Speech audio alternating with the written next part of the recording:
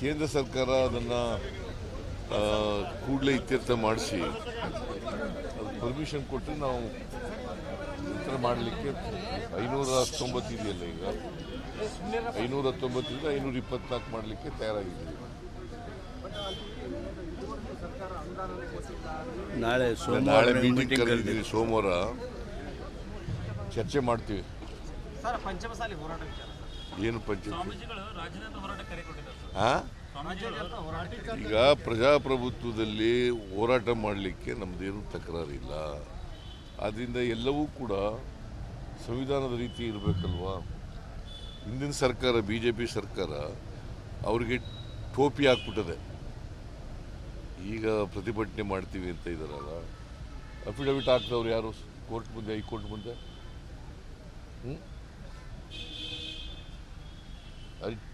High court ಮುಂದೆ affidavit ಹಾಕ್ದವ್ರು ಯಾರು ರೀ?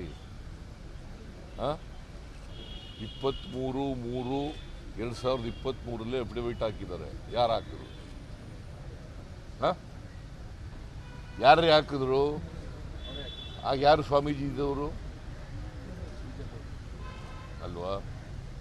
ಸ್ವಾಮೀಜಿ ಯಾರು? BJP ಅವರಲ್ಲ, ಇದೇ ಸ್ವಾಮೀಜಿಯವರಲ್ಲಿ ಇದ್ರಲ್ಲ. ಆಮೇಲೆ 27/3/2023 ಒಂದು ಆರ್ಡರ್ಸ್ ಮಾಡಿದ್ದಾರೆ. ಅವರು 2A ಕೇಳಿದ್ರೆ 2D ಮಾಡಿದ್ದಾರೆ. ಇವರಿಗೆ 2C ಮತ್ತು 2D ಮಾಡಿದ್ದಾರೆ. 3Bನಲ್ಲಿ ಪಂಚಮಶಾಲಿಗಳಿದ್ದಾರೆ, ಲಿಂಗಾಯತರು ಸಬ್ಸೆಕ್ಟು ಪಂಚಮಶಾಲಿಗಳಿದ್ದಾರೆ. 3B ನಿಮಗೆ ಗೊತ್ತಾ ಎಷ್ಟು ಕ್ಯಾಟಗರಿ ಇದ್ದಾವೆ ಅಂತ ಬ್ಯಾಕ್ವರ್ಡ್ ಕ್ಲಾಸ್ನಲ್ಲಿ? ಗೊತ್ತೇನ್ರಿ? ಗೊತ್ತಿಲ್ಲ, ಸುಮ್ಮನೆ ಬರೀತೀರಿ, ಕೇಳ್ತೀರಿ, ಪ್ರಶ್ನೆನೂ ಕೇಳ್ತೀರಿ, ಬರೀತಲೂ ಇರ್ತೀರಿ. There are 4 categories. Category 1, Category 2A, Category 2B, Category 3A, Category 3B. ಯಾರ್ಯಾರು ಬರ್ತಾರ ಗೊತ್ತಾ? 1A ಮೋಸ್ಟ್ ಬ್ಯಾಕ್ವರ್ಡ್, 1ನಲ್ಲಿ ಕ್ಯಾಟಗರಿ 1ನಲ್ಲಿ most backward, category 2A more backward,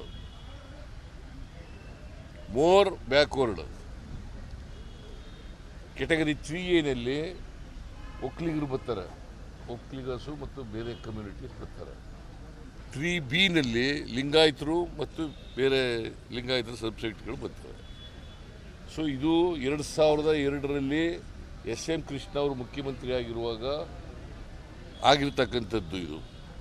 ಮತ್ತು 2Bನಲ್ಲಿ ಮುಸ್ಲಿಮಾನರು ಬರ್ತಾರೆ. ಅದನ್ನು 92ರಲ್ಲೇ ವೀರಪ್ಪ ಮೊಯ್ಲಿಯವರು ಮುಖ್ಯಮಂತ್ರಿ ಆಗಿರುವಾಗ ಅದನ್ನು ಮಾಡಿದ್ರು.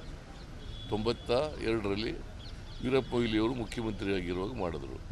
ಆಗ ಯಾಕೆ ಮಾಡಲಿಲ್ಲ? ಇವರು ಪ್ರಶ್ನೆ ಮಾಡಲಿಲ್ಲ. ಇವ್ರು ಏನು ಮಾಡಿದ್ರು ಅಂತಂದರೆ, ಹಿಂದಿನ ಸರ್ಕಾರ ಮುಸಲ್ಮಾನರಿಗೆ 4% ಕೊಟ್ಟಿದ್ದದನ್ನು ರದ್ದು ಮಾಡಿಬಿಟ್ಟು 2% ಒಕ್ಕಲಿಗರಿಗೆ, 2% ಲಿಂಗ 2Aನವರಿಗೆ ಅಲ್ಲ 3Aನವರಿಗೆ 2%, 3Bನವರಿಗೆ 2% ಕೊಟ್ಬಿಟ್ರು. ಇದು ಕಾನ್ಸ್ಟಿಟ್ಯೂಷನ್ ಅಲ್ಲ? ಹೇಳಿಯಪ್ಪ, ನೀವೇ ಹೇಳಿ. ನಿಮಗೆ ಗೊತ್ತಿದ್ರೆ, ಕಾನ್ಸ್ಟಿಟ್ಯೂಷನ್ ಗೊತ್ತಿದ್ರೆ ಹೇಳಿ. ಇದು ಮಾಡಿದವರು BJP ಸರ್ಕಾರದವರು. ಯಾಕೆ ಪ್ರತಿಭಟನೆ ಮಾಡಲಿಲ್ಲ ಇವರು? ಯಾಕ್ರಿ ಪ್ರತಿಭಟನೆ ಮಾಡಲಿಲ್ಲ?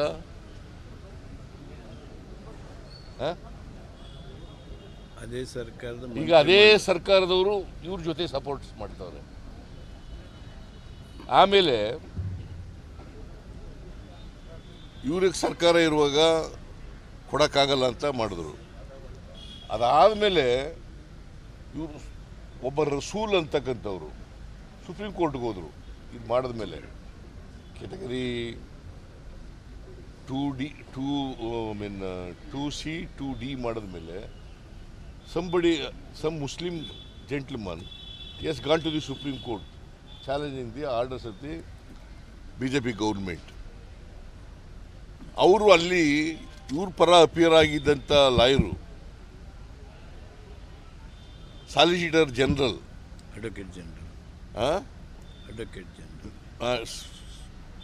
ಸಾಲಿಸಿಟರ್ ಜನರಲ್ ಅಡ್ವೊಕೇಟ್ ಇವ್ರ ಪರ ಅಪೀರ್ ಆಗಿದ್ದವರು. ಅವರು ನಾವು ಯಾವ ಕಾರಣಕ್ಕೂ ಬದಲಾವಣೆ ಮಾಡಲ್ಲ, ಹಿಂದೆ ಇದ್ದಂತೆ 2002ನೇ ಇಸ್ವಿನಲ್ಲಿ ಯಾವುದು ಇಶ್ಯೂ ಆಗಿತ್ತು ಅದನ್ನು ಬದಲಾವಣೆ ಮಾಡಲ್ಲ ಅಂತ ಅಡ್ಮಿಟ್ ಮಾಡ್ಕೊಂಡ್ರವ್ರು ಯಾರು? ಯಾರೇ ಬಿಜೆಪಿಯವರು. ಮತ್ತೆ ಈಗ ಯಾಕೆ ಸಪೋರ್ಟ್ ಮಾಡ್ತಾವ್ರೆ? ಆ ಚಳವಳಿ ಮಾಡದಿದ್ದವ್ರು ಈಗ ಯಾಕೆ ಮಾಡ್ತಾವ್ರೆ? ಹೇಳಿಯಪ್ಪ ನೀವೇ. ನಾವು ಹೇಳೋದು, ನಾನು 2 ಸಾರಿ ಮೀಟಿಂಗ್ ಮಾಡಿದ್ದೆ. ನಾನು ಏನು ಹೇಳಿದ್ದೀನಿ ಅಂತಂದರೆ, ನೋಡಪ್ಪ, ನೀವು ಕಾನೂನು ಪ್ರಕಾರ ಇರೋದು, ಕಾನ್ಸ್ಟಿಟ್ಯೂಷನ್ ಪ್ರಕಾರ ಇರ್ತಕ್ಕಂಥದ್ದು ಪರ್ಮನೆಂಟ್ ಬ್ಯಾಕ್ವರ್ಡ್ ಕ್ಲಾಸ್ ಕಮಿಷನ್ ಮುಂದೆ ಹೋಗಬೇಕು. ಅವರು ಸರ್ವೆ ಮಾಡಿ ಇವರು 2Aಗೆ ಬರ್ತಾರಾ ಇಲ್ವೋ ಅಂತ ಶಿಫಾರಸು ಮಾಡಬೇಕು. ಆ ಶಿಫಾರಸು ಬಂದ ಮೇಲೆ ನೋಡೋಣ, ನೀವು ಹೋಗಿ ಅಂತ ಹೇಳಿದೆ ನಾನು. ಅವ್ರು ಹೋಗ್ದೇನೆ ಚಳವಳಿ ಮಾಡ್ತೀವಿ ಅಂತಂದರೆ ಇದು ಒಂದು.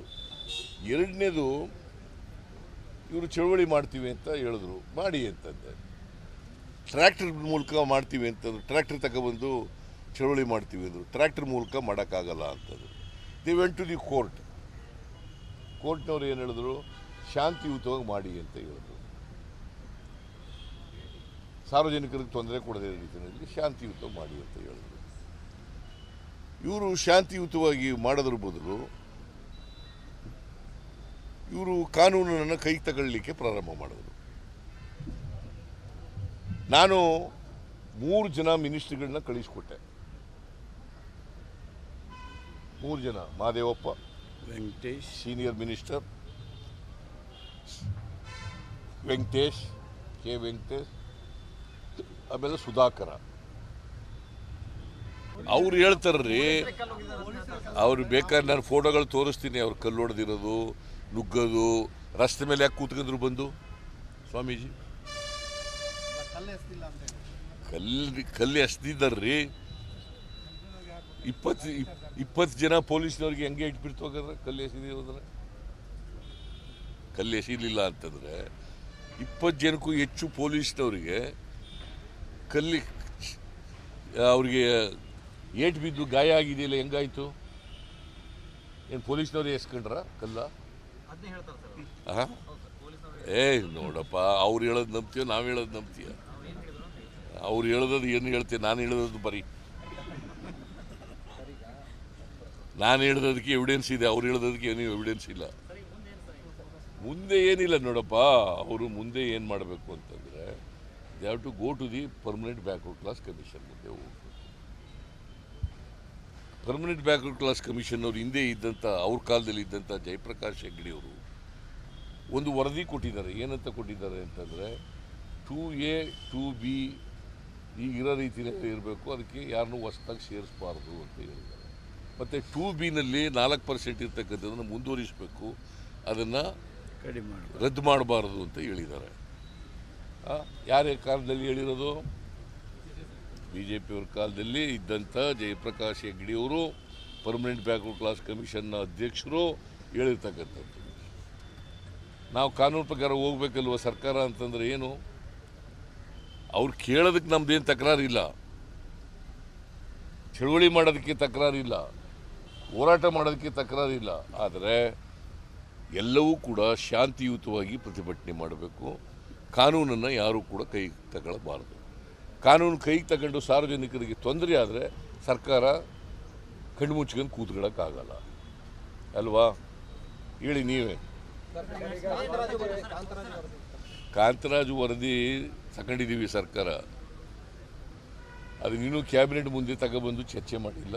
ಕ್ಯಾಬಿನೆಟ್ ಮುಂದೆ ತಗೊಬಂದು ಚರ್ಚೆ ಮಾಡ್ತೀವಿ. ಸರ್, ಈಗ ಸ್ವಾಮೀಜಿ ಅವರು ಕೆಲವು ಆಕ್ಷೇಪದ ಹೇಳಿಕೆಗಳನ್ನು ತಮ್ಮ ವಿರುದ್ಧ ನೀಡಿದ್ದಾರೆ. ಹೃದಯಹೀನ ಮುಖ್ಯಮಂತ್ರಿ, ವೀರಶೈವ ಲಿಂಗಾಯತ ವಿರೋಧಿ ಮುಖ್ಯಮಂತ್ರಿ, ಈ ರೀತಿ. ನಾನು ಸ್ವಾಮೀಜಿಯವರಿಗೆ ಬಗ್ಗೆ ಏನು ಮಾತಾಡೋಕ್ಕೆ ಹೋಗಲ್ಲ. ಅವರು ಏನು ಮಾತಾಡಿದ್ದಾರೆ ಅದನ್ನು ಸಾರ್ವಜನಿಕ ಜನ ತೀರ್ಮಾನ ಮಾಡ್ತಾರೆ. ಜನರು ಇದ್ದಾರಲ್ಲ, ಜನರು ತೀರ್ಮಾನ ಮಾಡ್ತಾರೆ. ಈಗ ನಾನೇನು ಹೇಳೋದು ಅಂತಂದರೆ, ಸ್ವಾಮೀಜಿ ಆಗಲಿ ಯಾರೇ ಆಗಲಿ ಎಲ್ರಿಗೂ ಕಾನೂನು ಒಂದೇ ಅಲ್ವಾ? ಒಂದೇನೋ ಇದು ಬೇರೆ ಬೇರೆ ಇದೆಯಾ? ನನಗೂ ಒಂದೇ, ಸ್ವಾಮೀಜಿಯವ್ರಿಗೂ ಒಂದೇ, ಬೇರೆ ನಿನಗೂ ಒಂದೇ ಅಲ್ವಾ? ಕಾನೂನು ಅಂದರೆ equality before law, equal protection of law, article 14 of the Indian constitution. Equality before law, equal protection of law ಅಲ್ವಾ? ಗೊತ್ತಾ ನಿಮಗೆ ಅದು?